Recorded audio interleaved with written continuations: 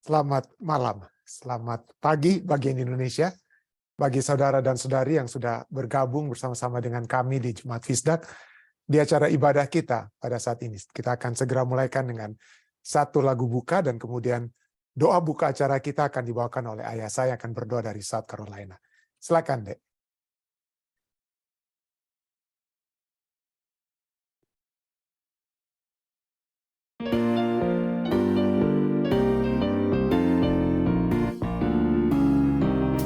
As you travel alone on the Jericho road, does the world seem more wrong and heavy your load? Just bring it to Christ, your sins are confessed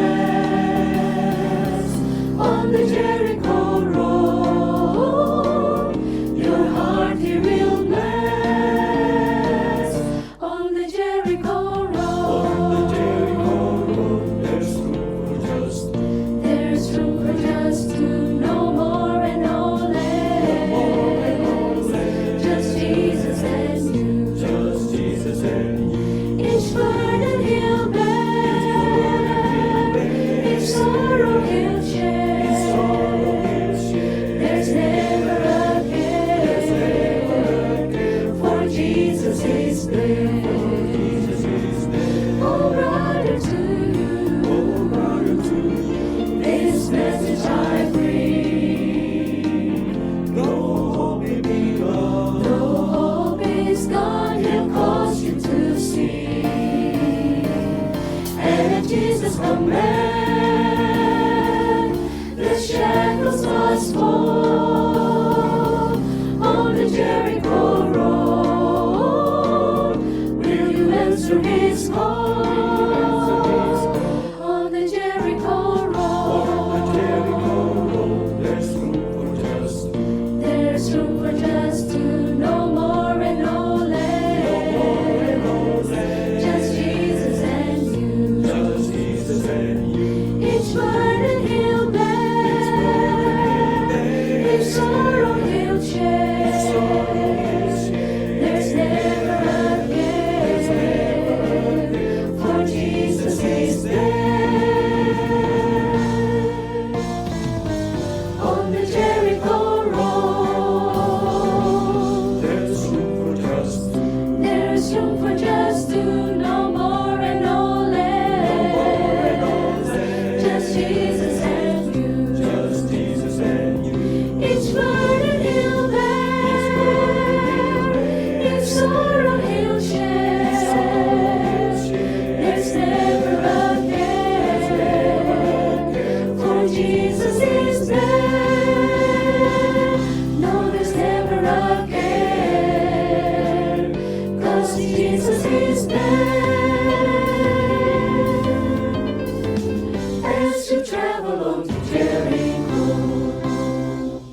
Amin dan amin. Terima kasih kepada saudari kita dari Ratahan yang dinamakan Ratahan Global yang telah membawakan satu lagu pujian pada saat kita berjalan untuk menuju kerajaan surga. Baik, kita mengikuti doa buka yang akan dibawakan oleh ayah saya, Pendeta Alex Rantung. Silakan, Pak Abi. Mari kita bersatu dalam doa. Tuhan Bapa Semawi yang bertakhta dalam kemuliaan surga, pada malam hari ini Tuhan, kami di Amerika, pagi di Indonesia, kami sangat bersyukur dan berterima kasih akan dapat mengikuti pembahasan kembali pelajaran sekolah Sabat pada hari Senin malam ini atau Selasa waktu pagi di Indonesia. Tuhan kiranya memberkati kami semua, terlebih Pendeta Stephen Ratu yang akan membagikan pembahasan firman Tuhan yang menguatkan iman kami, menjelaskan pembahasan pelajaran sekolah Sabat yang lebih kami dapat pahaminya, untuk mana dapat digunakan dalam pelayanan di jemaat Tuhan dan dimanapun kami berada.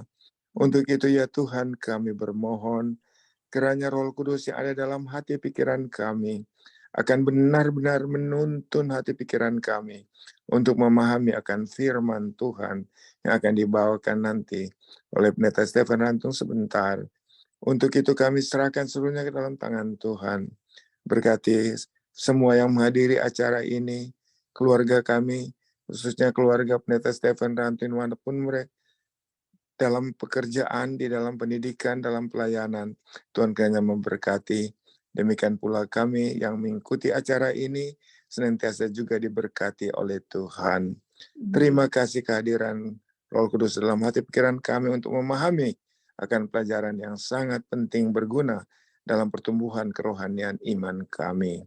Terima kasih ya Bapa, dengan seluruh doa kami, mengampuni salah dosa kami ya Bapa. Kami persembahkan doa ini hanya dalam nama Yesus Tuhan, penebus dan juru selamat kami. Amin. Amin. Amin dan amin. Terima kasih kepada ayah saya ya, Pendeta Alex Rantung yang sudah membawakan acara kita, mendoakan anaknya dan keluarganya juga secara pribadi. Terima kasih Papi. Baik saudara sekalian, seperti biasa saya akan membagikan pelajaran kita yang pada saat, ya, jadi kita memiliki pelajaran dengan sepanjang minggu ini dengan satu judul, hati-hati dengan apa ya? Hati-hati dengan ketamakan. Hati-hati dengan ketamakan. Itulah judul sepanjang minggu dengan ayat yang kita sudah lihat. Waktu lalu saya sudah bacakan juga, yaitu terdapat dalam Lukas 12 ayat 15. Hati-hatilah. Katanya lagi kepada mereka, berjaga-jagalah dan waspadalah terhadap segala ketamakan. Sebab walaupun seseorang berlimpah-limpah hartanya, hidupnya tidaklah tergantung daripada kekayaannya itu. Hidupnya tidak tergantung daripada kekayaannya itu. Baik, kita memiliki contoh demi contoh. Tadi malam kita sudah melihat bagaimana sedikit foundation atau dasar daripada kenapa ketamakan itu menjadi satu hal yang sangat penting sekali ya. Sudah diulang-ulangi dalam kitab Perjanjian Lama, diulang-ulangi dalam kitab Perjanjian Baru, dan kita sudah lihat bagaimana kenapa ketamakan itu dalam tulisan Rasul Paulus itu ditempatkan di terakhir dan disebutkan juga sebagai penyembahan berhala. Dan kita juga sudah melihat pembahasan kita pada hari Minggu ya, waktu Amerika, bagaimana ketamakan itu juga merupakan ditempatkan di mana? Di bagian akhir dari 10 firman Tuhan. Ya, saving the best for the last. Nah, pada saat ini kita bukan hanya melihat yang the last ini yang the best, tapi kita juga melihat bagaimana hubungan antara ketamakan itu dengan hukum yang pertama. Ketamakan hukum yang ke-10, lalu bagaimana dengan hukum yang pertama. Dan kita melihat itu juga dari satu contoh, satu perkara terkutuk di perkemahan. Ya.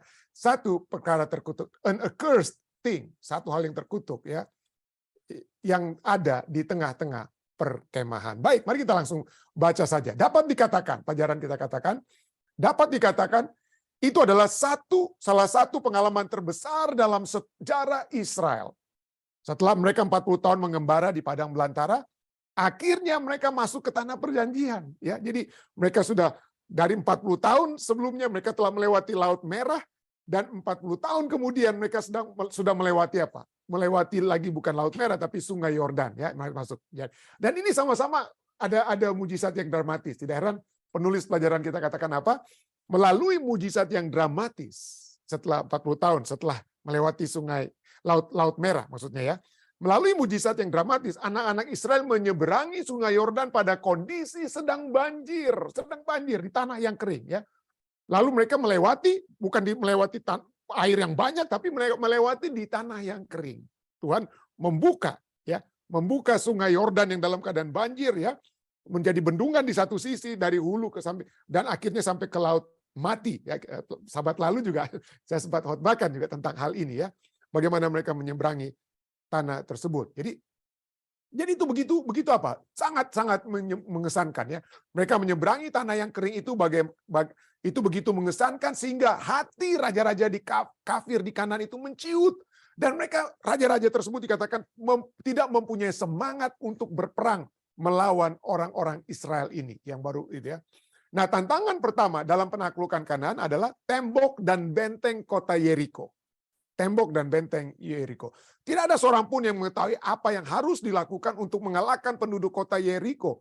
Bahkan Yosua, pemimpin orang Israel sendiri pun tidak tahu bagaimana untuk mengalahkan tembok yang begitu hebat tersebut ya. Tapi dalam jawaban terhadap doa Yosua, Allah menyatakan rencana untuk kehancuran kota itu yang mana mereka ikuti. Ya. Jadi mereka apa? Terjadi. Kota itu apa? Rubuh. Mereka tidak berperang atau apa ya. Mereka hanya mengelilingi ya. Mengelilingi selama 7 hari. Dan kemudian tembok itu apa? Kota itu rubuh. Menang. menanglah mereka tanpa harus berperang, dengan kata lain. Tetapi setelah mereka mengalahkan kota Yeriko, keadaannya berubah menjadi buruk. Apa yang terjadi? Apa yang keburukan yang terjadi sesudah mereka berhasil melihat mujizat Allah? Mereka melihat mujizat Allah, Allah yang berperang, ya. Mereka hanya bunyikan terompet dan mereka berteriak. Kalau kita berteriak, nggak ada yang mau jatuh mungkin itu, ya. Ya, istilahnya tembok-tembok besar nggak akan mungkin jatuh, ya. Tapi mereka hanya berteriak lalu temboknya jatuh, ya. Temboknya jatuh. Tapi sesudah itu apa yang terjadi? Bacalah Yosua 7. Apa yang terjadi? Apakah yang terjadi setelah kemenangan yang penuh kuasa di Yeriko?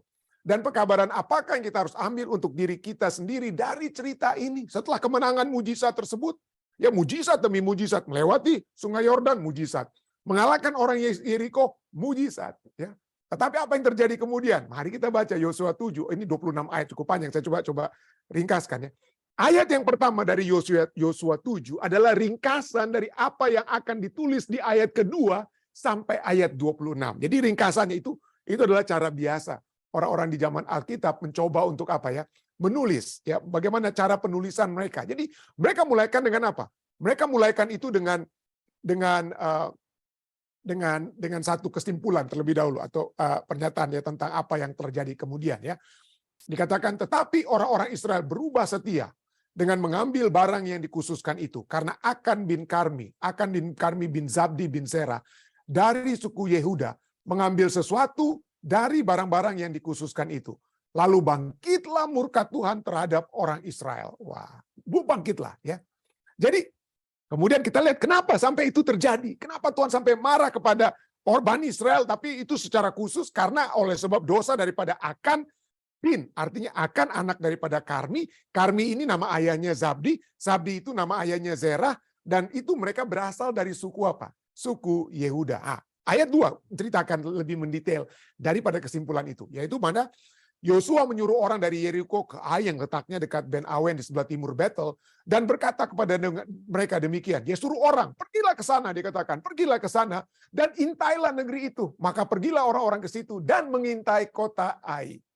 Oke, coba kita lihat. Dari ayat kedua ini, kita tidak melihat bagaimana Yosua bertanya kepada Allah. Pada saat dia maju berperang melawan Yeriko, dia bertanya kepada Allah, Tuhan.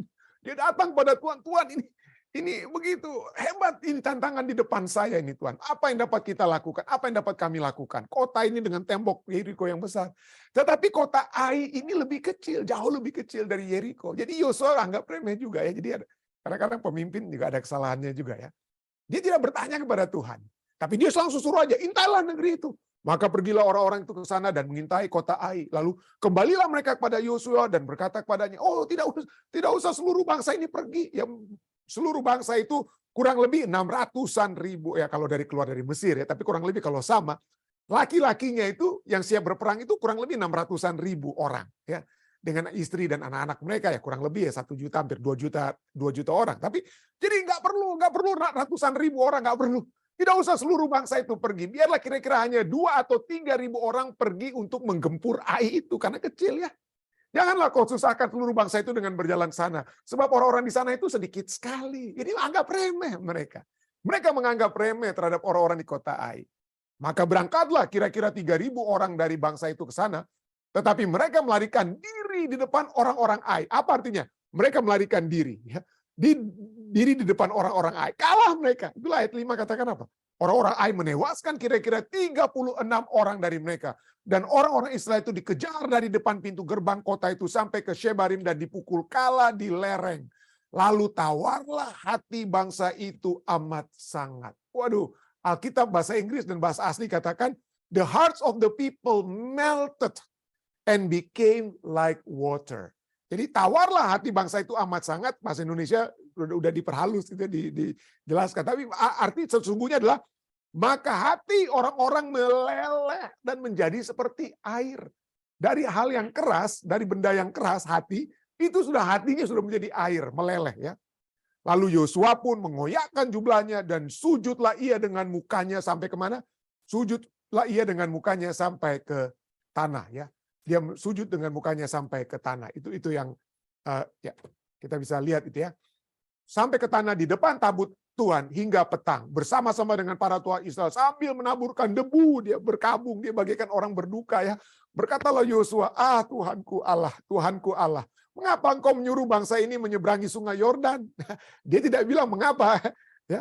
Mengapa engkau menyuruh kami menyeberangi sungai Yordan? Dia tidak katakan mengapa engkau menyuruh kami harus kalah melawan Ai. Kenapa? Karena dia tidak tanya kan kepada Tuhan.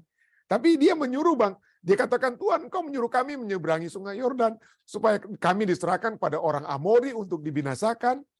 Ya, lebih baik kami putuskan tadinya untuk tinggal di seberang sungai Yordan itu. Lebih baik kami nggak usah datang-datang, nggak usah seberangi ya. Oh Tuhan, katanya, apakah yang akan kukatakan setelah orang Israel lari membelakangi musuhnya? Lari terbirit-birit ya, musuh mereka itu apa? Ada di belakang mereka. Nah ayat 9, apabila hal itu terdengar oleh orang Kanaan dan seluruh penduduk negeri ini, maka mereka akan mengupung kami dan melenyapkan nama kami dari muka bumi. Dan apakah yang akan kau lakukan untuk memulihkan namamu yang besar itu? Ya, jadi dia kembali sekarang, dia serahkan kepada Tuhan. Ya, dia serahkan kepada Tuhan. Tuhan, ya, kalau kami kalah, maka Engkau juga akan kalah, Tuhan. Ya, karena nama kami adalah berasal darimu, atau nama kami diasosiasikan dengan Engkau. Lalu berfirmanlah Tuhan kepada Yosua, berfirmanlah, bangunlah. Mengapa engkau sujud demikian? Orang Israel telah berbuat dosa. Mereka melanggar perjanjianku yang kuperintahkan kepada mereka. Mereka mengambil sesuatu dari barang-barang yang dikhususkan itu. Mereka mencurinya, mereka menyembunyikannya, dan mereka menaruhnya di antara barang-barangnya. Ya. Sebab orang Israel tidak dapat bertahan menghadapi musuhnya. Sebab itu, orang Israel tidak dapat bertahan menghadapi musuhnya. Mereka membelakangi musuhnya. Mereka itu pun dikhususkan untuk, ya, sebab mereka itu pun dikhususkan untuk apa? Ditumpas. Coba Anda lihat, ada dua hal yang di sini dikatakan yang dikhususkan, ya, pada saat dikhususkan. Yaitu pertama adalah bangsa kafir yang dikhususkan untuk ditumpas, tetapi juga ada bicara sini tentang barang-barang yang dikhususkan. Seperti bangsa kafir ada barang-barang yang dikhususkan. Kita pikir ya, maksudnya tolong simpan ini. Selain bangsa kafir, orang Kanaan, ada juga barang-barang orang Kanaan yang sama-sama seperti orangnya dikhususkan untuk dimusnahkan atau dihilangkan, ya, dihilangkan fungsinya, ya. Nanti kita lihat ya. Jadi mereka membelakangi musuhnya sebab mereka itu pun musuh-musuh itu pun dikhususkan untuk ditumpas, ya, dikerem bahasa Ibraninya ya. Aku tidak akan menyertai kamu lagi jika barang-barang yang dikhususkan itu tidak kamu punahkan dari tengah-tengahmu. Bangunlah, kuduskanlah bangsa itu dan katakan, kuduskanlah dirimu untuk esok hari sebab demikianlah firman Tuhan Allah Israel. Hai orang Israel, ada barang-barang yang dikhususkan di tengah-tengahmu yang dimiliki oleh orang-orang yang sudah dikhususkan untuk dibunuh ya, dengan kata lain. Kamu tidak akan dapat bertahan menghadapi musuhmu sebelum barang-barang yang dikhususkan itu kamu jauhkan dari tengah-tengahmu. Ya, kamu harus tampil satu demi satu, itu Tuhan katakan. Satu demi satu akan kutunjukkan siapa itu yang bersalah ya. Dan siapa yang mendapati, ayat 15. Siapa yang didapati menyimpan barang-barang yang dikhususkan itu akan dibakar dengan api, ia dan segala sesuatu yang ada padanya. Sebab ia telah melanggar perjanjian Tuhan dan berbuat noda di antara orang Israel. Ya, harus dibakar dengan api. Kalau Anda membaca, sebelum mereka masuk ke tanah perjanjian, sebelum mereka menyeberangi sungai Yordan, kepada Musa dalam kitab Ulangan sudah dinyatakan pada saat mereka masuk ada orang-orang yang dikhususkan untuk ditumpas dan juga ada barang-barang yang dikhususkan untuk ditumpas. Ya, dengan kata lain harus dibakar atau dikuduskan dengan kata lain atau seperti kita lihat nanti dikuduskan, dibakar, itu diberikan untuk apa? Untuk kemah Tuhan, tapi terlebih dahulu itu harus apa? Dikhususkan dengan kata lain dipunahkan fungsinya barang-barang tersebut. Tadinya fungsi barang-barang itu adalah untuk menyatakan kesombongan, kekuatan orang Kanaan. Tapi pada saat barang-barang itu, emas, perak itu dibakar dan lain sebagainya ya, itu kemudian dapat dimurnikan untuk dapat menjadi bagian dari apa? Barang-barang khususnya emas dan perak menjadi bagian dari rumah peribadatan Tuhan. Nanti kita akan lihat. Tapi itu ya poinnya. Jadi ia akan dibakar ya. Jadi itulah keesokan harinya bangunlah Yosua pagi-pagi menyuruh orang Israel tampil ke muka suku demi suku, maka didapatilah suku Yehuda. Wah, dari kecil, dari yang besar sampai yang kecil ya. Lalu setelah orang suku Yehuda didapati kaum daripada Zerah ya. Ketika dikumpul kaum daripada Zerah seorang demi seorang, maka didapatilah dari anak-anaknya Zerah Zabdi ya. Dari keluarga itu tampil ke muka seorang demi seorang, maka didapatilah Akan bin Karmi ya, anak daripada Zabdi ya. Bin Zabdi bin Zerah dari suku Yehuda. Lalu berkatalah Yosua kepada Akan, anakku, hormatilah Tuhan. Hormatilah Tuhan Allah Israel. Mengakulah di hadapannya, katakanlah kepadaku apa yang kau perbuat. Jangan sembunyikan kepadaku. Lalu Akan menjawab Yosua katanya, benar, akulah yang telah berbuat dosa terhadap Tuhan Allah Israel. Sebab beginilah perbuatanku. Aku melihat di antara barang-barang jaran itu jubah yang indah, buatan Sinear, ya. Buatan Sinear, ya. Dan 200 shikal perak dan sebatang emas yang 50 shikal beratnya. Yang pertama-tama itu buatan Sinear, ya, lembah Shinar, itu adalah dari Babylon, ya. Jubah yang indah dari Babylon, ya. Orang yang setelah Nuh, ya, bagaimana dosa untuk menyamai Tuhan itu, ya. Ada yang di luar Tuhan yang dilihat pada saat mereka mendirikan menara Babel, itu buatan Sinear, buatan dari Babylon, dari Babel, ya. Lalu 200 shikal perak, sebatang emas yang 50 shikal beratnya. Aku mengingininya, maka kuambil semuanya itu, disembunyikan di dalam kemahku dalam tanah. Dia sembunyikan di mana? Dia sembunyikan di dalam kemahnya. Di dalam kemahnya. Nanti kita lihat kenapa ini sangat penting. Ya, apa ada hubungan dengan apa yang terjadi kepada Akan dan keluarganya. Kenapa? Karena dia simpan itu dalam kemahnya dalam tanah. Dan perak itu dibawa sekali. Lalu Yosua menyuruh orang-orang pergi ke kemah itu dan sesungguhnya betul semuanya disembunyikan dalam kemah Akan dan perak itu ada di bawah sekali seperti yang Akan katakan. Maka mereka mengambil semuanya itu dari dalam kemah lalu membawanya kepada Yosua dan kepada orang Israel dan mencurahkannya di hadapan Tuhan. Ya, Tuhan sudah lebih dulu sudah kasih tahu, ya. Tuhan sudah lebih mengetahui.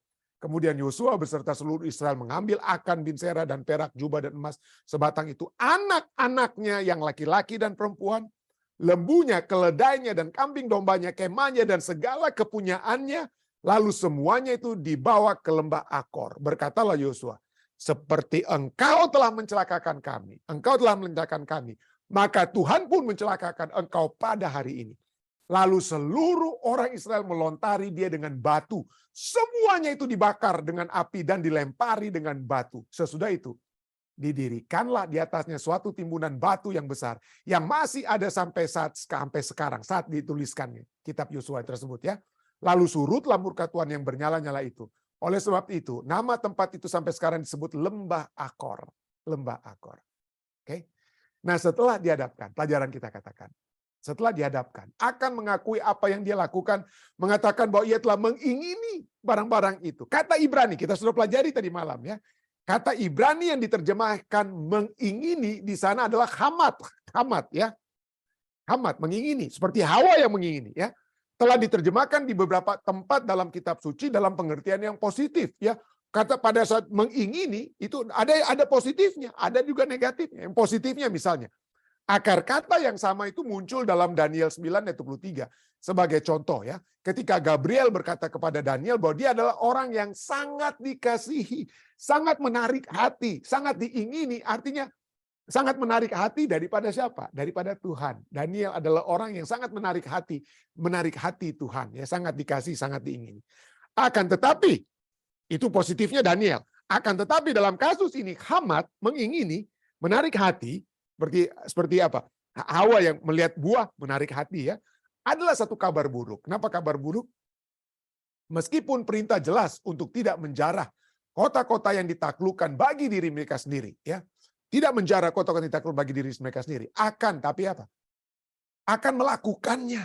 Ya, tidak boleh menjarah, ya. Tidak menjarah kota-kota yang ditaklukkan bagi diri sendiri. Bakar semuanya dan emas perak itu bawa kepada apa? Bawa kepada Tuhan, ya. Untuk kabar Tuhan. Tapi dimurnikan dulu, dia dibakar dulu semuanya. Tapi akan melakukannya. Hal ini membawa keburukan bagi seluruh bangsa. Faktanya setelah kekalahan Ai, Yosua takut kalau hal itu terdengar oleh orang Kanaan dan seluruh penduduk negeri ini, maka mereka akan mengepung kami dan melenyapkan nama kami dari bumi ini. Dan apakah yang akan kau lakukan untuk memulihkan namamu yang besar itu? Dia kembalikan kepada Tuhan, ya, kalau sampai kami semua binasa, ya. Jadi itulah ketakutan, ya. Kalau sampai mereka harus kalah terus, ya. Tapi inilah, ya. Dengan kata lain, Tuhan ingin menggunakan kemenangan besar itu sebagai bagian dari membuat bangsa-bangsa di sekitar mengetahui kuasanya dan pekerjaannya di antara umatnya sendiri. Penaklukan mereka menjadi dalam cara yang lain satu kesaksian kepada bangsa-bangsa akan kuasa Yahweh Allah, ya. Tentu saja setelah kegagalan di Ai, Selain kehilangan nyawa manusia, kesaksian itu telah memalukan. Ya, kesaksian itu telah memalukan. Nah, pelajaran kita kemudian mengajak kita untuk bertanya. Pikirkan tentang betapa mudah akan membenarkan tindakan-tindakannya. Ya. Akan bisa saja berkatakan, ya kan jumlahnya hanya sedikit, ya 1 shikal emas. Ya mungkin ada ribuan shikal emas Tuhan.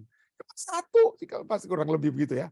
Itu kan tidak sebanding dengan barang rampasan yang sudah tersisa, cuma sedikit yang saya ambil. Ya.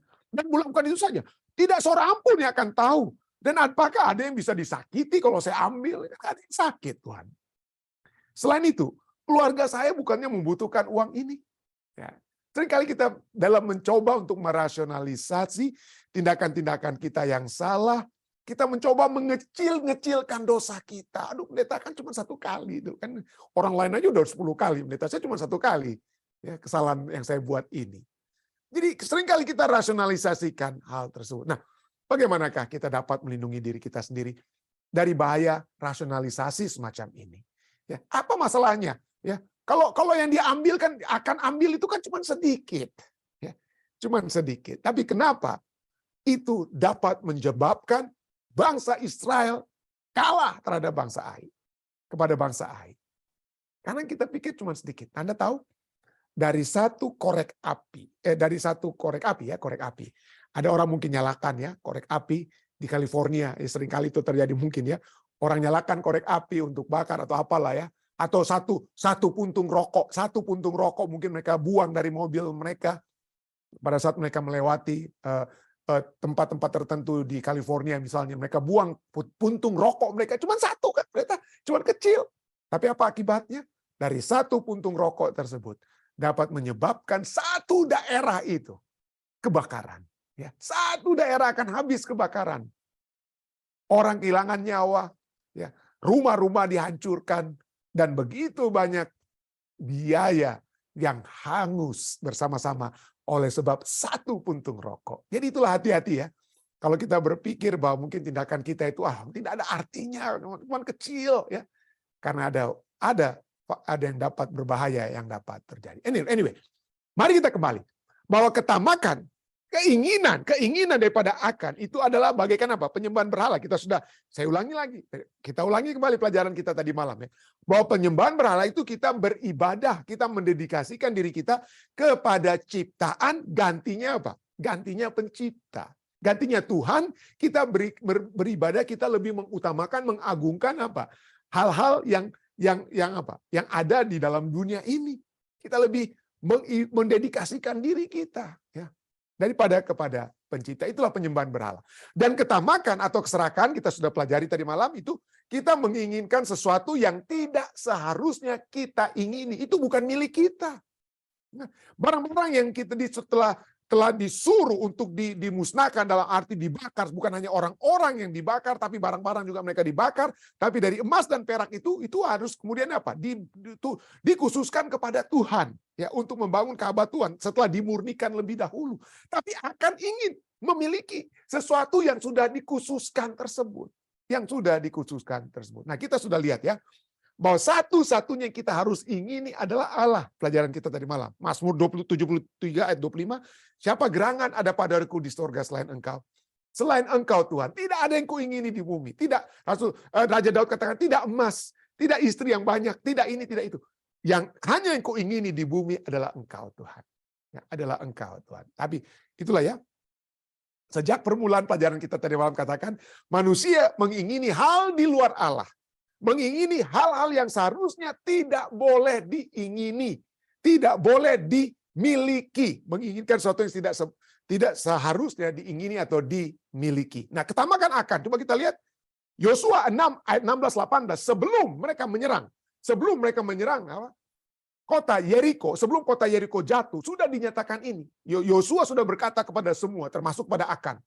Pada ketujuh kalinya, ketika para imam meniup sangkakala, berkatalah Yosua kepada bangsa itu, bersonaklah sebab Tuhan akan menyerahkan kota ini kepadamu.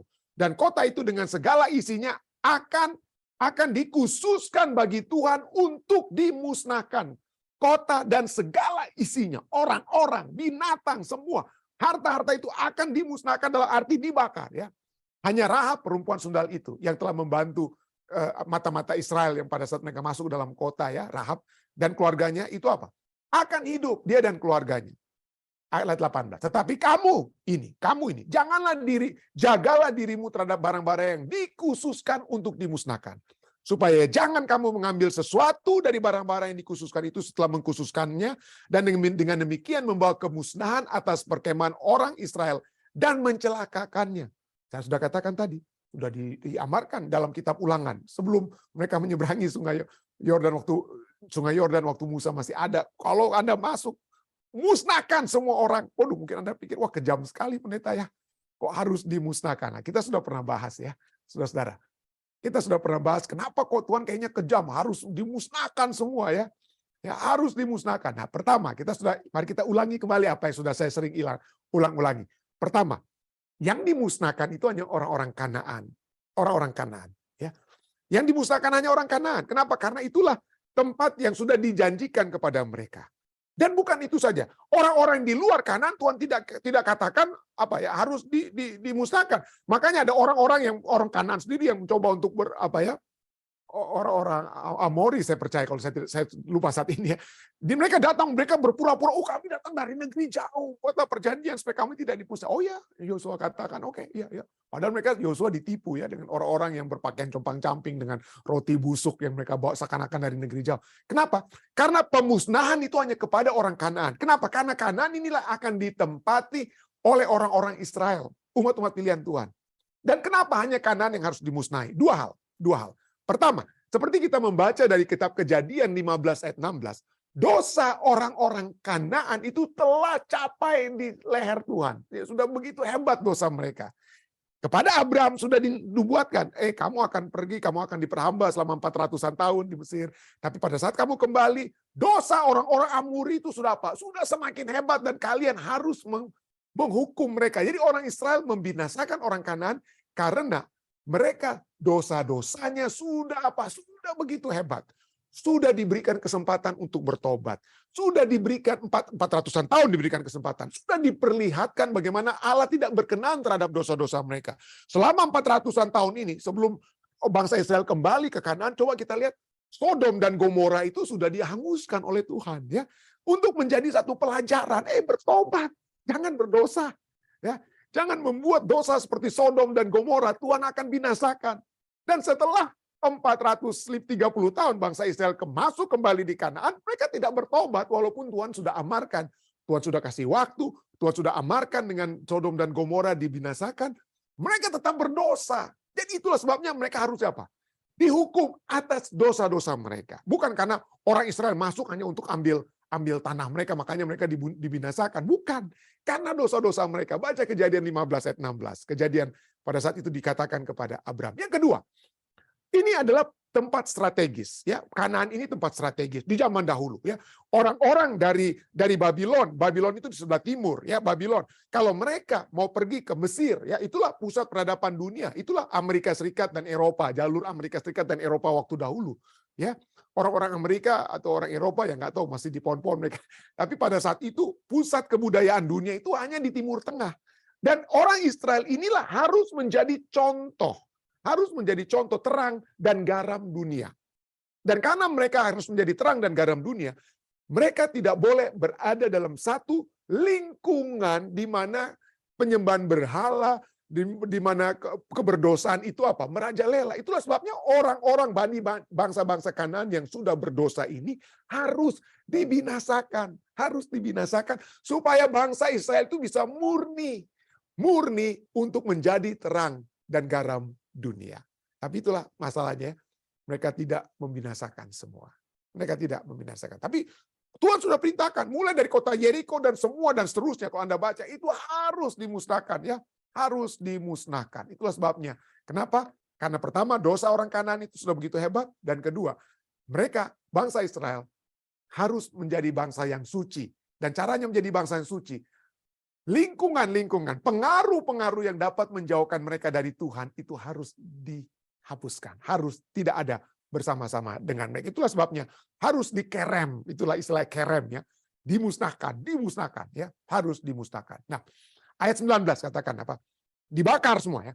segala emas dan perak serta barang-barang tembaga dan besi yang dibakar, meleleh semua ya. Sebelum meleleh, barang-barang besi dan emas itu adalah patung-patung penyembahan orang-orang apa? Orang-orang Kanaan. Itu adalah kekafiran ya. Tapi kemudian harus apa? Dimurnikan. Dimurnikan, dikuduskan, dipisahkan, dibakar, lalu kemudian apa? Lalu kemudian dijadikan apa? Masuk ke dalam perbendaharaan Tuhan. Ya, telah dimurnikan ya. Tapi inilah pada saat akan kita kan lihat mengambil emas-emas tersebut, itu dia ambil waktu mereka masuk tembok Yeriko jatuh, dia ambil emas-emas tersebut, barang-barang emas dan perak itu masih dalam bentuk apa? Ilah-ilah, dewa-dewi daripada orang Yeriko. Ya. Jadi dia seakan-akan masih, dengan kata lain, dewa-dewi itu belum dimusnahkan, belum dihanguskan dengan api. Ya, kalau dihanguskan dengan api meleleh itu jadi apa? Bukan lagi menjadi dewa ya, bukan menjadi bentuk dewa dengan kata lain ya. Jadi itu yang masih dipegang oleh Akan, disimpan oleh Akan. Nah, itu menjadi kita lihat akan mengidentifikasikan dirinya dengan orang kafir, orang Kanaan. Itu juga satu masalah besar sekali ya. Oke, itu poinnya ya. Baik, mari kita lihat kemudian. Jadi kamu ini dikatakan ayat 18. Kamu jagalah dirimu terhadap barang-barang yang dikhususkan untuk dimusnahkan, supaya jangan kamu mengambil sesuatu dari barang-barang yang dikhususkan itu. Sertalah mengkhususkannya, dan dengan demikian membawa kemusnahan atas perkemahan orang Israel dan mencelakakannya. Barang-barang, orang-orang dan barang orang-orang Yeriko itu harus dikhususkan, harus dimusnahkan. Kalau tidak dimusnahkan, kalian yang musnah. Itu yang Tuhan katakan. Kalau kalian tidak musnahkan keduniawian, kalian yang akan ujung-ujungnya apa? Dimusnahkan. Itulah hati-hati ya. Kalau itulah sebabnya Tuhan katakan, jangan kita menyembah Allah dan menyembah Mammon. Jangan memiliki keduniawian. Kenapa? Kalau kita mempertahankan keduniawian dalam kehidupan kita, ya kesenangan-kesenangan dunia. Kesenangan-kesenangan dunia itu yang akan memusnahkan kita. Ini pelajaran penting sekali, saudara. Tolong diingat. Ya. Pelajaran dari ketamakan Akan ini ya. Itu harus dimusnahkan. Ya, harus dimusnahkan. Kalau tidak dimusnahkan, keduniawian itu yang memusnahkan kita. Dan itu yang terjadi kepada Akan. Itu yang terjadi pada Akan. Barang-barang yang khusus untuk dimusnahkan. Bahasa Inggrisnya accursed things. Barang-barang yang terkutuk. Atau the things devoted things. The things devoted things. Ya, dengan kata the things devoted maksudnya. Saya tidak usah tulis lagi thingsnya ya. Barang-barang yang khusus untuk dikhususkan untuk dihancurkan. Itu kerem. Ya. Kerem, arti kata kerem, kan saya sudah ulang tadi. Devoted things atau ban. Hal yang dikhususkan, hal yang dilarang. Atau larangan. Jadi itu yang dikhususkan itu adalah orang-orangnya dan barang-barang milik orang-orang tersebut harus dimusnahkan, harus dimurnikan dalam api. Orang-orang mungkin tidak bisa digunakan lagi, tapi emas perak masih bisa digunakan. Itulah sebabnya masuk dalam rumah perbendaharaan apa? Masuk dalam rumah perbendaharaan Tuhan ya. Jadi dikhususkan dalam hal apa? Dikhususkan untuk dimusnahkan. Ya, selain apa? Segala emas dan perak serta barang-barang tembaga dan besi adalah kudus bagi Tuhan. Kenapa? Karena sudah dimurnikan, sudah dibakar. Seperti orang-orang semuanya itu dikumpulkan, emas perak orang-orang dibakar. Orang-orangnya jadi abu, emas-emasnya itu apa? Tidak lagi berbentuk apa? Bentuk-bentuk kekafiran orang-orang di Yeriko. Itulah sebabnya semuanya itu akan dimasukkan ke dalam perbendaharaan Tuhan. Tapi apa yang terjadi? Sebelum itu dibakar, ada yang nilep, ada yang mengambil barang-barang tersebut, ya, ilah-ilah dalam bentuk emas dan perak. Itulah sebabnya Yosua 7 ayat 11 Tuhan katakan apa? Orang Israel telah berbuat dosa. Mereka melanggar perjanjianku yang kuperintahkan kepada mereka. Mereka mengambil sesuatu dari barang-barang yang dikhususkan itu. Mereka mencurinya, mereka menyembunyikannya, dan mereka menaruhnya di antara barang-barangnya. Coba kita lihat. Saya tidak saya cuma kasih tanda merah, mengambil sesuatu dari barang-barang yang dikhususkan. Tapi coba kita lihat, kalimat ini bukan hanya kepada Akan. Kenapa? Karena kata-kata yang digunakan dalam Yosua 7 ayat 11 adalah menggunakan apa? Mereka mencurinya, mereka menyembunyikannya, mereka, 3 kali mereka. Menaruhnya di antara barang-barangnya. Saya mau Anda simpan kata mereka ini. Kata mereka ini. Karena kita akan mencoba menjawab satu pertanyaan yang sulit. Seakan-akan sulit. Tapi kalau Anda perhatikan betul-betul dari Yosua 7 ayat 11, Anda akan nantinya memahami, oh itulah sebabnya ini juga terjadi kepada mereka. Simpan kata mereka itu ya. Oke, berikutnya. Jadi kenapa? Kenapa akan mengambil barang-barang yang dikhususkan? Ya, ini dia. Pada saat dia dikonfrontasi, dia didapati dari suku Yehuda, dari kaum ini, kaum ini, kaum ini. Ujung-ujungnya kena Tuhan apa? Kenapa? Kenapa ini? Bagaimana ini sampai muncul-muncul? Bagaimana prosesnya? Ya, ingat kalau zaman dahulu ya, ada Urim dan Tumim. Urim dan Tumim jubah yang dipakai oleh seorang imam besar, ada batu ya, ada batu-batu yang ini kalau ini menyala artinya tidak, kalau ini menyala artinya ya. Ya, jadi itulah Tuhan berbicara melalui Urim dan Tumim. Jadi bangsa-bangsa dari suku Yehuda, dari 12 suku lewat. Oh, mungkin tidak. Yehuda, menyalalah batu yang warnanya apa? Batu yang menyatakan ya. Dari suku Yehuda, oke, berarti ketahuan Yehuda. Oke, suku satu-satu lagi. Dari suku Yehuda ini kaum keluarga dari Yehuda ini siapa aja? Mulai satu-satu. Tidak. Aku bilang, wah, ini akhirnya ujung-ujungnya dari Urim dan Tumim itulah kemungkinan besar ya. Ketahuanlah bahwa itu adalah keluarga daripada Akan. Lalu Akan dipanggil. Lalu ini Akan katakan, Yosua 7 ayat 1. Aku melihat di antara barang-barang jaran itu jubah yang indah, buatan Siniar, buatan Babilon. Waduh, muncul-muncul Babilon terus ya. Dari dulu ya. Buatan Siniar dan 200 shikal perak dan sebatang emas, satu batang emas yang 50 shikal beratnya. Ya, sebatang emas. Nah, ditulis dia minimize dia punya kesalahan. Ini kan cuma sebatang emas. Dia tidak dinyatakan, dia tidak kata sebatang emas ini batangannya itu berbentuk apa, gambaran apa. Ini belum dimusnahkan kan ya. Jadi dia mengambil dewi ataupun pemujaan orang-orang Yeriko ya, yang 50 shikal beratnya. Aku mengingininya, maka ku ambil. Semuanya itu disembunyikan dalam kemahku, dalam tanah, dan perak itu dibawa sekali. Ini yang dia katakan. Tapi coba kita lihat. Dia mulai dari apa? Melihat. Dari mata, turun ke hati. Dia mengingininya. Lalu apa? Lalu dia ku ambil. Dari pandangan, keinginan, lalu kemudian action. Action, kita sudah pelajari tadi malam ya. Hati-hati dengan keinginan, ketamakan. Dari keluar, muncul kepada apa? Keinginan, dari keinginan muncul pada apa? Tindakan ya, muncul pada tindakan. Sama dengan Kejadian 3 ayat 6. Perempuan itu melihat, akan juga melihat barang-barang yang indah ya. Lalu kemudian apa? Dia mengingini. Ya, dia mengingini, menarik hati. Nah, itu kata mengingini adalah satu kata yang sama, amat ya. Menarik hati. Ketamakan, dia mengingini sesuatu, menarik hatinya. Seperti akan mengambil contoh dari siapa? Dari Hawa. Dari lihat, menarik hati, lalu kemudian muncul kepada apa? Muncul kepada tindakan. Maka ku ambil semuanya itu kusembunyikan di dalam kemahku. Seperti Hawa, menarik hati karena memberi pengertian, lalu ia mengambil dari buahnya dan dimakannya. Melihat, menarik hati dan mengambil. Ya, ini dosa yang sama ya. Melihat, mengingini dan apa ya? Mengambil. Hati-hati. Itulah sebabnya masalah-masalah dunia ini harus apa ya? Hati-hati pertama-tama dengan keinginan, tapi keinginan itu mungkin lebih daripada apa ya? Dimulaikan dari apa? Mata. Keinginan mata. Kita melihat, orang lain kenapa sudah punya mobil yang lebih mewah ya? Rumahnya udah 10 kamar, kok rumah saya? Kita lihat kan, kita masuk rumah orang, lihat, barang-barangnya hebat sekali, kita langsung mengingini ya. Kalau mungkin di tempat lain, mungkin kayak di Colorado, kenapa kliennya sudah bisa ada 3 klien, saya cuma 1 atau 2 klien, kan keinginan semua. Tentunya kalau kita mengingini hal yang baik ya. Tapi kalau itu karena didasarkan oleh kecemburuan, itu lain lagi mungkin ya. Jadi poinnya adalah hati-hati dengan melihat. Bukan berarti kita tidak boleh menambah klien. Saya tidak katakan demikian ya. Tapi seringkali kita harus menguji hati kita. Kenapa?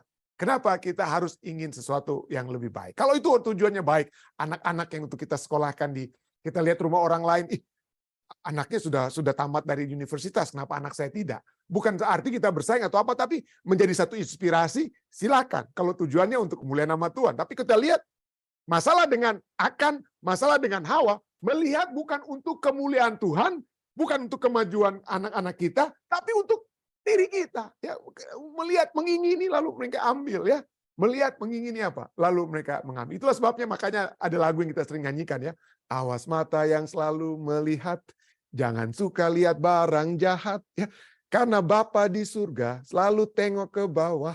awas mata yang selalu melihat. Ini masalah daripada Hawa, masalah daripada Akan, dan masalah daripada saudara dan saya.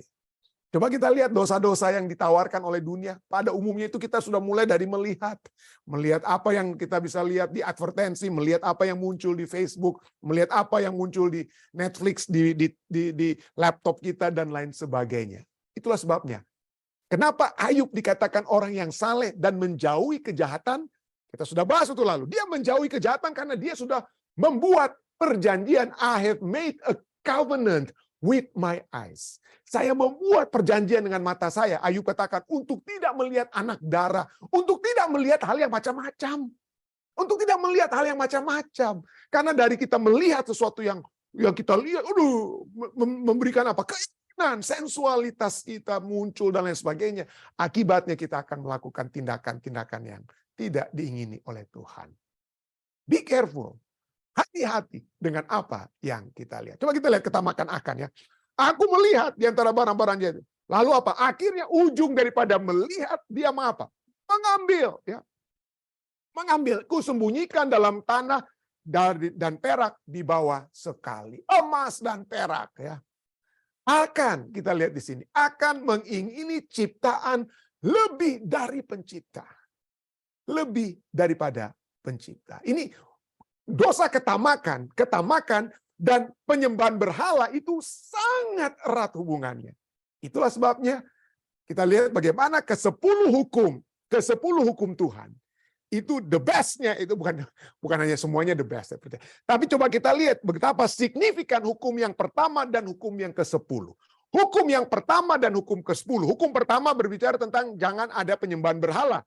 Hukum ke-10 berbicara tentang ketamakan. Tapi ketamakan dan penyembahan berhala ini sangat berhubungan erat. Ya, sangat berhubungan erat. Hukum pertama katakan apa? Jangan ada padamu Allah lain di hadapanku. Ya, ini hukum yang berbicara tentang jangan sampai ada penyembahan berhala. Jangan menyembah ciptaan. Sembahlah aku pencipta. Tuhan katakan ya. Sembahlah aku sebagai pencipta. Lalu hukum yang ke-10.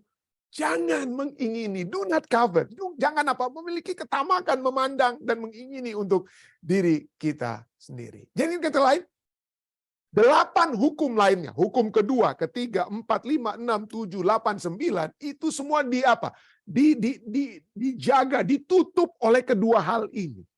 Ya. Kenapa? Karena kedua hal inilah yang sangat-sangat sangat-sangat penting. Kenapa? Kalau kita tidak menghormati orang tua kita, ya. Kita tidak menghormati orang tua kita. Siapa yang kita hormati? Tuhan. Sedangkan orang tua saja kita tidak hormati, kita menghormati diri kita. Ya, kita lebih berfokus pada diri kita. Pada saat kita menghormati diri kita, kita sedang mengingini ciptaan. Kita kan ciptaan. Ya, lebih daripada apa? Pencipta. Ya, lebih daripada pencipta. Padahal kita tidak seharusnya mengingini penghormatan bagi diri kita sendiri. Rasul Paulus sendiri berkata, jangan kamu apa? Biarlah kita saling menganggap orang lain lebih penting daripada kita. Menghormati orang lain lebih penting daripada kita. Jadi inilah sebabnya menghormati orang tua itu kita artinya menghormati siapa? Menghormati diri kita sendiri ya. Kita memiliki penghormatan, penginginan terhadap ciptaan daripada pencipta. Itu juga adalah masalah dengan apa? Ketamakan ya. Ketamakan. Kan pada umumnya ya, pada saat anak-anak yang durhaka kalau kita lihat ya, dari kisah-kisah ya yang kita sering dengar, anak-anak yang durhaka lagi kepada orang tua. Kenapa? Ya, karena mereka yang sangat-sangat berpusat kepada diri mereka sendiri. Inilah sebabnya hukum pertama dan hukum 10 itu sangat-sangat erat hubungannya, penting sekali dan menjaga ke-8 hukum yang lainnya. Keluaran 23 katakan juga apa? Jangan ada padamu Allah lain apa? Di hadapanku. Memiliki Allah lain adalah apa ya? Penyembahan berhala. Dan sini kita lihat bagaimana ketamakan, keserakan, mengingini itu berhubungan dengan penyembahan berhala. Dia akan, kita lihat bagaimana, ya. Dia mengingini, ya, dia mengingini sesuatu yang Tuhan katakan itu bukan untuk menjadi milikmu. Kamu tidak boleh mengingini sesuatu yang bukan milikmu. Ya, itulah sebabnya kebahagiaan kita sudah bahas untuk tadi malam ya, bahwa kebahagiaan itu pada saat kita mengingini sesuatu yang sudah kita miliki. Itulah arti kebahagiaan. Kita berbahagia dengan mobil tua kita. Kita sudah miliki. Tapi kita masih mengingini milik kita tersebut. Ya, kita mengingini istri kita walaupun mungkin sudah sama-sama tua dengan kita. Ya, tapi kita mengingini yang kita sudah miliki. Tapi pada saat kita mengingini sesuatu yang bukan milik kita, itulah ketamakan, itulah keserakahan, itulah mengingini. Dan itu sama dengan apa? Penyembahan berhala. Dan kita sudah lihat bagaimana keinginan-keinginan kita, keserakahan kita, ketamakan kita itu artinya ketamakan adalah apa? Menyembah berhala. Ya, Efesus 5 ayat 5, pelajaran kita tadi malam. Kolose 3 ayat 5, keserakahan sama dengan penyembahan apa?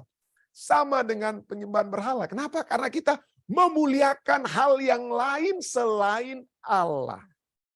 Ya, itulah sebabnya pada saat kita apa? Pada saat kita membunuh karena apa? Karena kita mengingini apa ya? Kita kadang-kadang kita membunuh orang karena kita ingin dia punya harta atau apa, kita bunuh supaya kita dapat ambil hartanya. Kita sedang memuliakan hal-hal lain selain Allah. Ketamakan dan penyembahan berhala itu sangat-sangat apa? Erat hubungannya. Dan itulah sebabnya ya, Yosua mengatakan kepada Akan, ya. Yosua 7 ayat 19. Berkatalah Yosua kepada Akan, anakku, hormatilah Tuhan. Kenapa harus dikatakan? Hormatilah Tuhan. Kamu sedang tidak menghormati Tuhan, ya.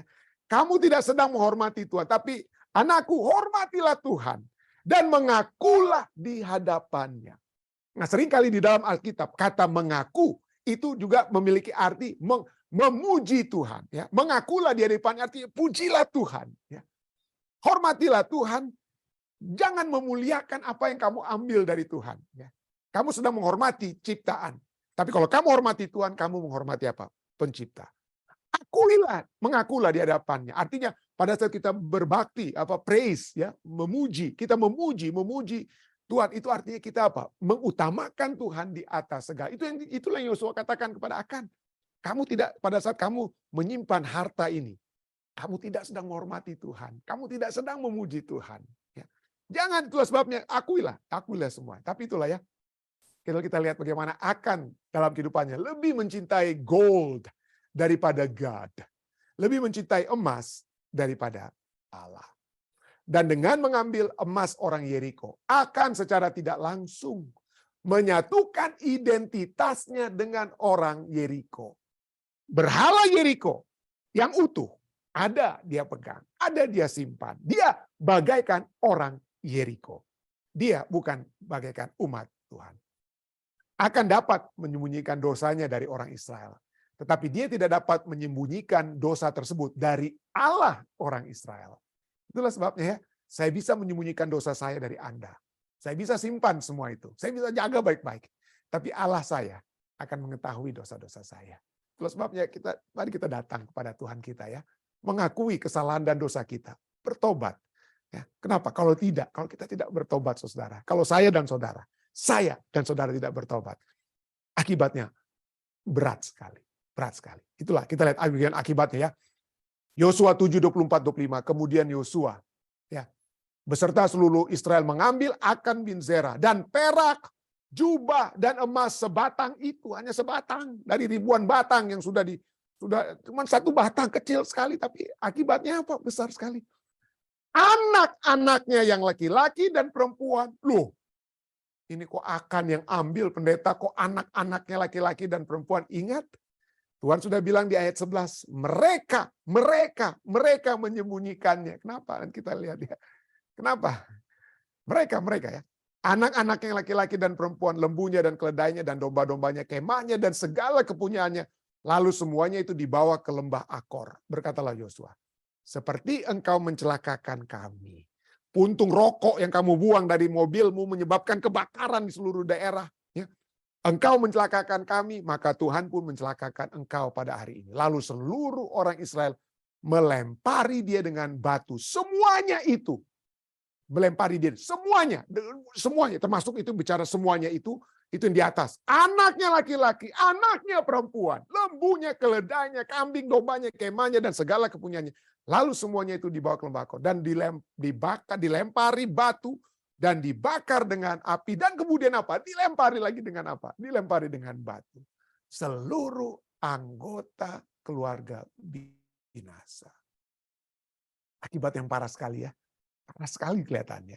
Mungkin Anda katakan, pendeta ini, aduh ini kan bertentangan dengan firman Tuhan. Ulangan 24 ayat 16 katakan apa? Ulangan 24, 16. Janganlah ayah dihukum mati karena anaknya. Janganlah juga anak dihukum mati karena ayahnya. Setiap orang harus dihukum mati karena dosanya sendiri. Apakah ini ayat ini tidak bertentangan, pendeta? Oh, ayat ini tidak bertentangan. Setiap orang harus dihukum mati karena dosanya sendiri. Kenapa?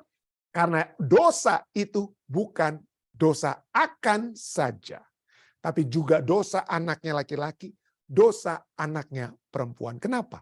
Karena mereka tinggal di dalam kemah. Orang-orang di zaman dahulu satu keluarga, waktu mereka berjalan sampai mereka masuk ke tanah Kanaan, mereka belum bangun rumah, ada banyak kamar. Orang Amerika oke lah, ayah ibu satu kamar, anak-anaknya satu kamar, semua masing-masing punya kamar sendiri gitu ya. Tapi di zaman itu mereka semua berada dalam satu kemah. Satu kemah. Jadi pada saat akan membongkar tanah dan bawa kemahnya, dia mendapatkan bantuan dari anak-anaknya. Anak-anaknya itu juga tahu apa yang dia sedang buat. Sama-sama mengingini harta dari orang Yeriko tersebut. Jadi sama-sama berdosa mereka semua. Bukan hanya akan, tapi anak-anaknya sendiri itu juga apa? Berdosa.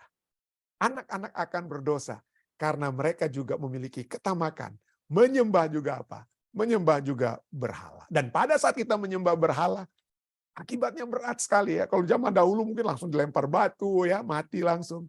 Tapi puji Tuhan, kasih karunia Tuhan terus diberikan kepada kita. Kita berada bukan di tanah Kanaan. Kita berada di tanah di masa rahmat, tahun rahmat Tuhan ya. Masih diberikan kesempatan demi kesempatan supaya kita bertobat daripada penyembahan-penyembahan berhala kita. Mengutamakan hal-hal yang diciptakan daripada pencipta.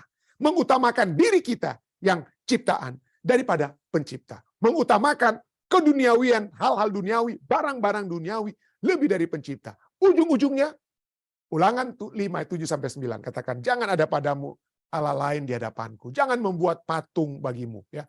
Jangan sujud, kurang kata J-nya ya, ayat 9. Ulangan 5. Ulangan 5 ayat 9, jangan sujud menyembah kepadanya atau beribadah kepadanya. Sebab aku Tuhan Allahmu adalah Allah yang cemburu, yang membalaskan kesalahan bapa kepada anak-anaknya, dan kepada keturunan yang ketiga dan keempat dari orang-orang yang membenci aku. Akhirnya Allah membalaskan kesalahan bapa kepada anak-anaknya, keturunan yang ketiga dan keempat, yang itu anak-anak keturunan juga, yang juga dari ayah sampai keturunan keempat itu membenci Allah. Tidak menghormati Allah, memiliki ketamakan, menyembah berhala, seperti juga anak-anak. Seperti juga anak-anak. Sedih sekali ya. Dari akan kita lihat bahwa keinginan, melihat, mengingini, bertindak untuk apa? Menyembah ciptaan daripada pencipta, menyebabkan kematian. Apalah gunanya? Akan ya. Itulah ya. Sebabnya Markus 8:36 katakan, apa gunanya seorang memperoleh seluruh dunia, tetapi ia kehilangan nyawanya. Itulah sebabnya pelajaran kita katakan, hati-hatilah. Hati-hatilah terhadap ketamakan. Lukas 12:15 tanya kepada mereka, berjaga-jagalah dan waspadalah terhadap segala ketamakan. Sebab walaupun seorang berlimpah-limpah hartanya, hidupnya tidaklah tergantung daripada kekayaan itu. Kiranya kita semuanya menyembah Tuhan, menyembah pencipta kita, dan bukannya ciptaan Tuhan kita. Saya bawa ini dalam nama Yesus. Amin. Baik, mungkin ada tambahan dari orang tua saya. Silakan, Papi. Sekali pelajarannya. Very clear. Thank you. Sudah bagus. Ya, puji Tuhan ya. Baik, ya, makasih. Jika tidak ada lagi, makasih Papi. Ada saudari lainnya, silakan. Ada tampak Bapak Gibson mungkin, atau saudari lainnya. Jika tidak ada, ya dari live stream silakan Lina atau Bapak. Ya.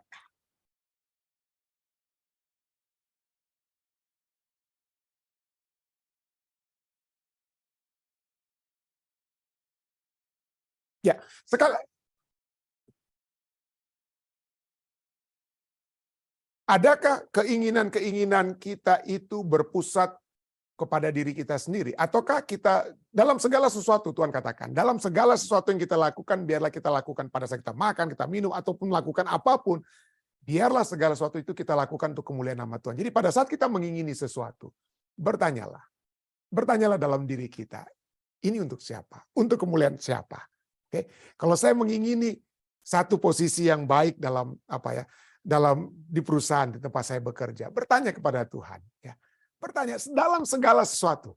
Bertanyalah kepada Tuhan, berdoa, ya, berpuasa mungkin, berpuasa dan berdoa untuk bertanya, Tuhan, ya, keinginan ini, biarlah ingat ya, Yesus saja memiliki keinginan, ya. Yesus katakan apa? Dia memiliki keinginan, biarlah kalau boleh cawan ini berlalu daripadaku. Dia tidak ingin terpisah dari Bapaknya, ya. Dia sudah selalu berhubungan dengan Bapa. Tapi kematian dia, selama 3 hari dalam kematian itu adalah memisahkan dia dengan Bapa. Tapi itu kan keinginan yang suci, ya. Dia tidak ingin untuk berpisah. Tapi sekalipun demikian, walaupun dia memiliki satu keinginan, dengan kata lain, keinginannya itu kalau ujung-ujungnya untuk hal supaya dia tidak bisa terpisah dari Bapa, dia katakan, kalau boleh biarlah cawan ini berlalu daripadaku. Berat sekali untuk berpisah dengan Bapa. Tetapi sekali lagi, walaupun dia memiliki keinginan yang berat sekali, yang ya keinginan tersebut yang boleh dikatakan dalam tanda kutip bagus tersebut, tapi ujung-ujungnya apa yang Yesus katakan? Biarlah kehendak-Mu yang Tuhan yang jadi. Jadi silakan kita memiliki keinginan. Silakan kita memiliki, kalau kita dalam dunia bisnis, ya, Anda dalam dunia bisnis, pekerjaan, ya, kalau kita menginginkan untuk pertumbuhan bisnis kita, memiliki ekspansi bisnis kita, ya, tadinya kita, misalnya saudara kita di Colorado dari klien, mungkin kita menjadi bisnis yang lebih besar, ya, klien lebih banyak dan lain sebagainya. Silahkan, tapi bertanyalah, ya, Tuhan, biarlah kehendak-Mu yang jadi, biarlah keinginan ini adalah satu keinginan untuk pertama-tama memuji dan memuliakan nama-Mu. Biarlah penghasilan yang dapat diperoleh dari satu keinginan ini adalah satu penghasilan yang akan memuliakan Engkau untuk kemajuan pekerjaan-Mu, untuk supaya ada pekerjaan Tuhan yang lebih dapat diperluas, supaya kita dapat dikatakan menyimpan harta di surga, bukan menyimpan harta di bumi. Itu yang dapat saya tambahkan. Terima kasih kepada Saudara Robi Tungka, ya. Terima kasih. Baik, Bapak Gibson ada pertanyaannya saya lihat. Silakan, Pak.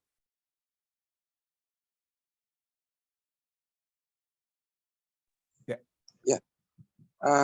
Begini, Pak. Terima kasih sebelumnya atas waktu yang sudah diberikan.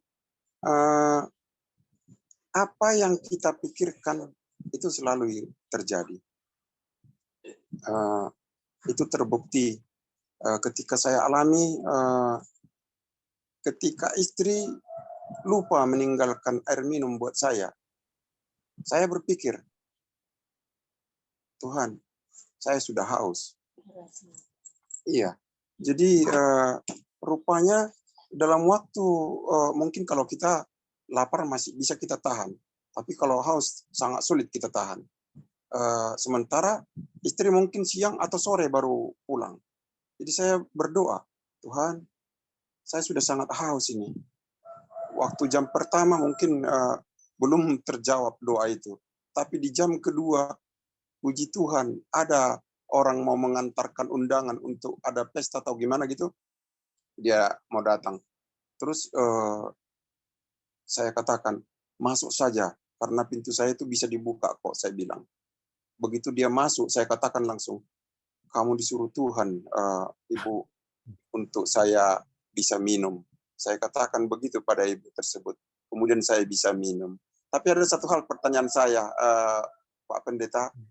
Saya tadi mengatakan bahwa apa yang kita pikirkan itu terjadi. Tapi ada pemikiran kita begini, maunya hari ini tidak hujan gitu. Kita bilang gitu dalam pikiran kita. Kok tiba-tiba nongol juga hujan. Kita bilang maunya jangan gitu loh kan. Kok jadi datang gitu. Artinya itu apakah kita yang kita pikirkan juga itu termasuk? Terima kasih Pak Fen. Terima kasih. Tentunya seperti kita sering nyatakan, ya. Jadi kita dapat bermohon kepada Tuhan, kita dapat meminta, tapi seperti Yesus, biarlah segala sesuatunya itu kita kembali serahkan kepada siapa, ya? Kepada Tuhan, ya. Kita serahkan kembali kepada Tuhan. Jadi dengan kata lain, kita pada saat kita memiliki hubungan yang berserah kepada Tuhan, ya, Jadi kita tahu bahwa Tuhan memiliki pengetahuan yang lebih baik daripada kita. Jadi kalau kita menginginkan supaya tidak hujan, tapi mungkin hujan itu justru adalah sesuatu yang lebih baik daripada yang kita inginkan. Jadi itulah sebabnya pada saat kita berkata semuanya kita serahkan kepada Tuhan, kita memiliki satu kelapangan, satu keyakinan, satu kepercayaan bahwa Tuhan akan melakukan yang terbaik. Dan kita tidak akan pernah kecewa kalau kita percaya kepada Tuhan. Itulah dapat saya katakan Bapak Gibson. Ya, terima kasih untuk kesaksiannya dan juga pertanyaannya ya. Mungkin bagi saudara yang baru kali ini ikut acara kita, Anda kenapa kok Bapak Gibson seperti ini? Anda pikir kok nggak bisa air minum saja? Kenapa? Karena sudah lebih dari 25 tahun Bapak Gibson mengalami kelumpuhan ya, dia tidak dapat bangkit dari tempat tidurnya, tetapi selalu Tuhan menjaga Bapak Gibson. Baik, terima kasih. Saya percaya ini untuk yang terakhir ini, walaupun waktu kita ini ya, Ibu Heni saya percaya ini. Silakan Ibu Heni. Pendeta, benar sekali pendeta bilang apa yang kita pikirkan kalau kita tetap berharap pada Tuhan, Tuhan tahu Anda. Jadi satu kesaksian saya juga saya mau aminkan yang pendeta bilang itu kan, Pak pendeta kan tahu semua orang saya tinggal di family home. Keluar saya nggak bisa, anak jauh di Dallas. Saya mau minta sama dia juga nggak mungkin dia bisa bawa kan. Tapi itulah Tuhan Maha tahu memang. Pendeta bilang itu saya sendiri aminkan. Ini kenapa nih? Saya berapa hari yang lalu itu saya memang kehabisan jus jeruk lemon itu. Saya kan tiap hari minum jeruk lemon sama madu supaya tidak batuk kan. Jadi madu sudah tinggal sedikit, jeruk lemon pun sudah habis. Sama siapa lah saya suruh minta ya kan nggak mungkin. Jadi saya ini jarang minta tolonglah bawain saya ini, nggak ada. Saya nggak mau kayak gitu kalau memang nggak butuh sekali kan. Apalagi orang yang tidak saya, kalau saya mau minta itu sama satu orang yang benar-benar saya percaya, saya suka lah orang ini, pasti saya berani minta. Siapa lagi nggak ada kan, saya pikir. Jadi saya nggak minta. Dan saya juga ada teringat gini, aduh kalau dengan orang makan sosis enak kali ya. Saya nggak ada minta sama orang, pendeta, namanya manusia ada keinginan, benar kan? Nah, tapi saya nggak berdaya, pendeta. Kenapa? Keluar nggak bisa, mau pergi suruh siapa beli, ya kan? Jadi saya cuman ya berdoa, minta juga, enggak juga. Ya, itu Tuhan Maha tahu. Tiba-tiba besoknya datang teman. Dia bilang, ini tante saya bawain kamu jeruk lemon sama madu. Udah itu saya, aduh kok kamu tahu? Enggak tahu, saya perasaan ingat aja katanya. Saya tadi ke supermarket, lihat ada sosis vegetarian katanya. Ini sosis vegetarian, enak kali ya tante, coba aja tante. Loh, kok kamu tahu sih kemarin itu aku baru ingat mau pengen makan, tahu-tahu kamu bawa, saya bilang. Nah itulah, jadi pendeta ngomong gitu tergerak hati saya bilang lah. Jadi gitu memang sekalipun kita nggak bisa sama-sama dengan Gibson. Dia lumpuh, nggak bisa ambil air minum, tapi Tuhan kirim orang, ambilkan. Nah, begitu juga saya kan, nggak bisa keluar, nggak bisa mau minta sama orang. Tuhan kirim orang, antar orang, suruh bawa dia. Saya juga nggak minta sama siapapun. Nggak pernah saya itu kan terpikir. Ya inilah, jadi saya akan aminkan yang apa tadi Pak Pendeta uraikan itu betul sekali memang. Benar. Amin, amin. Ya, terima kasih Puji Pendeta. Tuhan. Ya, terima kasih Bu Heni, puji Tuhan. Ya. Baik, terima kasih untuk semua yang sudah bertanya, sudah angka dan semua yang sudah memberikan kesaksian, Bapak Gibson dan Ibu Heni. Ya, kita akan masuk bagian kedua ya. Mungkin ada yang boleh didoakan saat ini, silakan. Ya. Jika tidak ada dari live stream, silakan dari jika tidak ada dari Zoom, silakan yang dari live stream. Lina.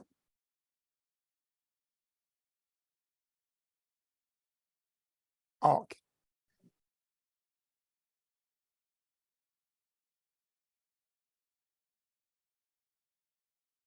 Oke. Ya.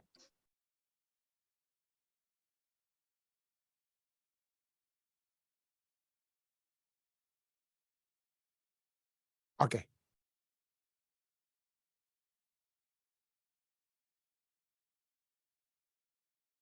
Ya. Baik, jika tidak ada lagi, ya mari kita saat ini bersatu di dalam doa ya. Kita sama-sama berdoa. Bapa yang penuh kasih dalam takhta kerajaan surga, terima kasih Tuhan, kami bersyukur kami dapat kembali bersatu pada saat ini melalui Zoom, melalui live stream. dan juga YouTube untuk melihat pelajaran yang dapat kami peroleh dari kehidupan Akan dan keluarganya. Kami berdoa Tuhan, kiranya ketamakan-ketamakan yang adalah penyembahan berhala tidak akan menjadi bagian kami, karena kami melihat bagaimana hasil daripada ketamakan tersebut. Itu tidak menambah kebahagiaan dalam kehidupan kami. Jauh daripada kebahagiaan, tapi hanya memberikan atau menjerumuskan kami, bahkan sampai harus kehilangan kehidupan dan keselamatan yang Tuhan sudah berikan pada kami. Kami berdoa Tuhan, kiranya Engkau selalu memberikan kekuatan ini kepada kami. Biarlah kami dapat selalu berjalan. Biarlah kami harus berhati-hati dengan apa yang kami lihat. Apa yang kami ingini. Karena dari apa yang kami lihat dan kami ingini dapat membawa kepada tindakan-tindakan yang menyembah ciptaan, gantinya pencipta. Pada saat ini Tuhan, kami datang pertama-tama untuk memohonkan ampun. Memohonkan ampun atas segala kesalahan dan dosa-dosa kami. Dan biarlah Engkau membantu kami semua, membantu hamba-Mu, seluruh umat Tuhan yang sudah hadir berbakti bersama pada saat ini atau kemudian akan mendengarkan kembali pelajaran ini. Ampunilah dosa kami semua Tuhan. Layakkanlah terus kami untuk menjadi anak-anak-Mu. Dan biarlah nama-nama kami tidak akan pernah terhapus dari buku kehidupan-Mu. Biarlah Engkau yang dengan kuasa Roh Kudus-Mu akan terus membangkitkan kesadaran kami untuk selalu kembali berjalan di jalan kebenaran-Mu. Sehingga keselamatan yang pasti itu Tuhan tidak akan pernah berlalu, tidak akan pernah beralih dari kehidupan kami. Sehingga pada saat Engkau datang di kali yang kedua, kami akan sama-sama masuk ke dalam kerajaan-Mu. Pada saat ini juga kami datang untuk membawakan ucapan syukur kami dan permohonan-permohonan kami. Kami bersyukur bersama-sama dengan Tante Feli Walewangko, Feli Sumenda Walewangko. Tuhan, kami bersyukur Tuhan telah menyertai dia. Tuhan, kami berdoa secara khusus. Kiranya segala urusan-urusan yang sementara dilakukan oleh Tante Feli akan menambahkan, akan dapat terjadi, memberikan sukacita, bukan hanya usia yang ditambahkan yang bersama-sama dengan Tuhan, tapi bagaimana hal berjalan dengan Tuhan itu telah membawakan satu kebahagiaan, di mana kerinduan-kerinduan hatinya yang sesuai dengan rancangan surga dapat terjadi kepada Tante Feli Walewangko. Khususnya, kami berdoa secara khusus Tuhan, kiranya urusan keimigrasiannya Tuhan akan membuka jalan, Tuhan akan memberikan jalan yang terbaik, dan kami percaya Tuhan itu akan terjadi. Kami percaya, karena kami percaya Engkau ingin hanya yang terbaik dapat terjadi kepadanya. Tapi kami serahkan tentunya segala sesuatu itu ke dalam tangan kasih-Mu. Kami juga berdoa bagi Ibu Nainggolan, Huta Barat Tuhan. Kami berdoa kiranya kesembuhan dari surga akan terus menjadi bagiannya. Menjadi bagian bukan hanya Ibu Nainggolan Huta Barat ini Tuhan, tapi menjadi bagian semua umat-umat Tuhan lainnya dengan pergumulan penyakit mereka pada saat ini. Kami juga terus mendoakan Bapak Sitorus Tuhan. Kami terus ingin menyebutkan namanya. Kami ingin terus menyebutkan nama Bapak Alden Sihotang juga Tuhan. Kami berdoa untuk beliau. Kami juga terus berdoa bagi Saudari Jane Rondonuwu. Kami berdoa kiranya kekuatan surga dapat menjadi bagian Saudari Jane Rondonuwu. Kami juga berdoa bagi suami daripada Ibu Elizabeth Sigarlaki Tuhan. Kami berdoa kiranya kekuatan dari surga akan menjadi bagian beliau. Dan pada saat ini juga kami berdoa bagi kekuatan demi kekuatan surga yang dapat terjadi kepada umat-umat-Mu. Kami ingin berdoa khusus bagi Saudari Melvayanti Tampu Bolon. Tuhan, Sabat yang lalu dia telah menyerahkan dirinya. Kami tahu Tuhan, pada saat dia bersekutu dengan Engkau, setan akan berusaha untuk merusakkan persekutuan tersebut. Tapi kami ingin berdoa, tidak henti-hentinya berdoa bagi Ibu Melvayanti Tuhan. Kiranya Engkau selalu akan kuatkan dia. Tetap kuat di dalam Tuhan, tetap bertahan walaupun serangan demi serangan setan akan mencoba untuk melemahkan dia, menggoyahkan dia. Tapi seperti yang kami lihat, bagaimana serangan demi serangan setan itu tidak mengganggu bahkan kakaknya, Bapak Gibson. Maka tentunya hal yang sama dapat menjadi bagian Ibu Melvayanti Tampu Bolon. Kami juga ingin berdoa permohonan-permohonan lainnya. Kami berdoa secara khusus bagi Dede yang akan diinterview besok Tuhan. Kami berdoa kiranya jalan Tuhan yang terbaik. Jalan Tuhan sajalah yang terbaik yang akan terjadi dalam kehidupan Dede. Dimanapun dia akan berada, dimanapun dia akan bekerja melayani Engkau, biarlah dia akan semakin dekat dan semakin hanya dekat dengan Engkau saja Tuhan. Kami juga berdoa bagi Bapak Syakti, kami berdoa bagi Ibu Ulandari dan juga Dylan yang dalam perjalanan mereka saat ini. Tadi siang mereka telah berangkat kembali ke Indonesia, mungkin saat ini dalam penerbangan mereka. Kami berdoa Tuhan, kiranya Engkau akan menyertai penerbangan ini, tibakan mereka dengan selamat, dengan tidak kurang suatu apapun, bertemu kembali dengan anggota keluarga yang ada di Banjarmasin. Kami juga terus berdoa Tuhan bagi umat Tuhan yang sudah berbakti bersama-sama dengan kami pada saat ini. Orang-orang tua kami juga sahabat-sahabat kami, hamba-Mu ingin mendoakan saudari Andy Palar dan juga Vero, sahabat hamba-Mu Tuhan. Kiranya Tuhan terus memberikan kekuatan bagi keluarga ini.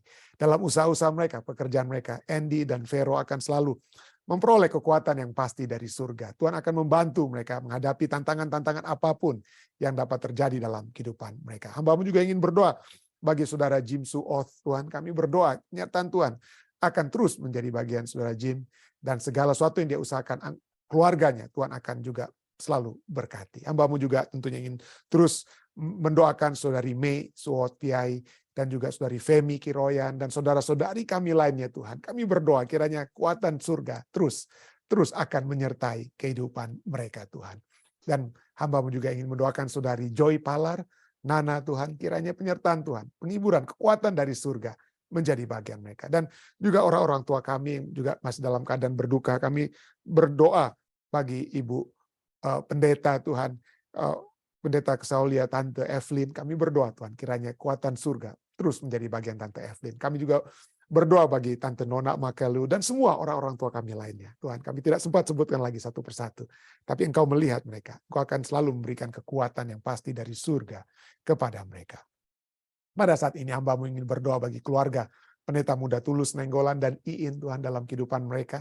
Kiranya penyertaan surga akan selalu menjadi bagian dalam kehidupan mereka.